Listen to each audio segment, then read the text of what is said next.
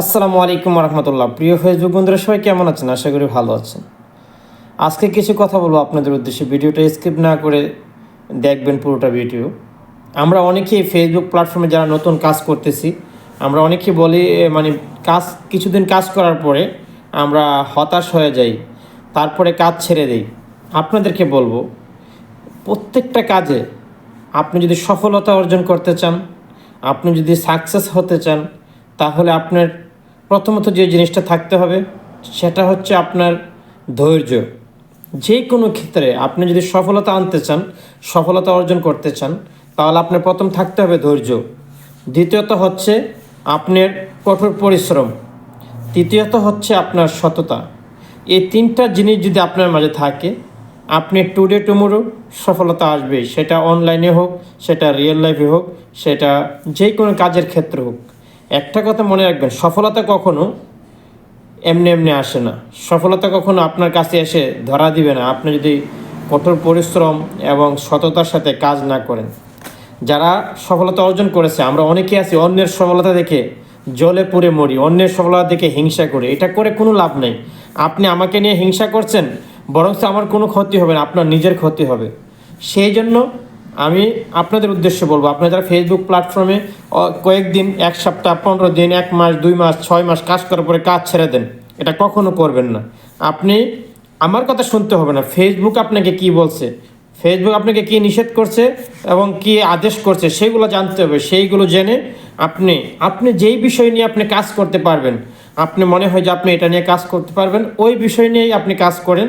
তবে একটা বিষয় নিয়ে কাজ করার চেষ্টা করবেন, আপনি যেটা জানেন সেটা করবেন। তাহলে আপনার এই ভিডিওগুলো ফেসবুক দেখবে, পাবলিক দেখবে। আমরা অনেকেই, বিশেষ করে আমার বোনেরা যে বিষয়টা করে থাকেন, বোনেরা আমি দেখি যে অনেকে আমাকে বলে, ভাই আমার প্রোফাইলটা ভিজিট করে আসবেন, আমার পেজটা ভিজিট করে আসবেন।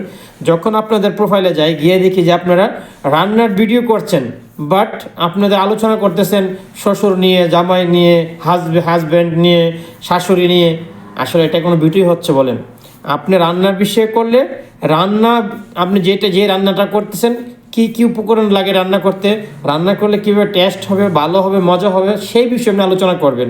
আর আপনি যদি রান্না করতেছেন আর এখানে নিয়ে আপনি শ্বশুর শাশুড়ি টাইনা নিয়ে আসছেন, শ্বশুর এরকম, জামাই এরকম, শাশুড়ি এরকম যদি বলেন, তাহলে কি ভিডিওটা হইলো বলেন তো?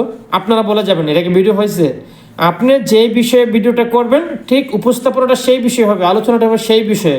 তখন সেই ভিডিওটা পাবলিক দেখবে এবং ফেসবুকে এই ভিডিওটা অন্যের কাছে ছড়িয়ে দিবে।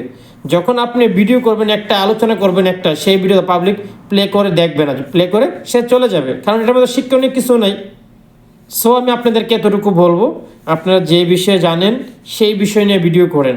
এখানে অনেকে আছে, আমার তো ভাই ভালো মোবাইল নেই, দামি মোবাইল নেই, তাহলে কি আমার এই ভিডিও করতে পারবো? ভাই, দামি মোবাইলের কোনো প্রয়োজন নাই, ভালো মোবাইলের কোনো প্রয়োজন নেই। আপনি ভিডিওটা সুন্দর কিনা, সুন্দরভাবে করতে পারছেন কিনা, ভিডিও যে কথাগুলো বলতেছেন সেগুলো সঠিক কিনা, আপনার ভিডিও কোয়ালিটিটা ভালো কিনা, রেজলিউশন ভালো কিনা, সেটা ফলো করবে। আপনার মোবাইল ভালো না খারাপ, কম দামি না বেশি দামি, আপনি সুন্দর না কালো, সেটা মেন করবে না।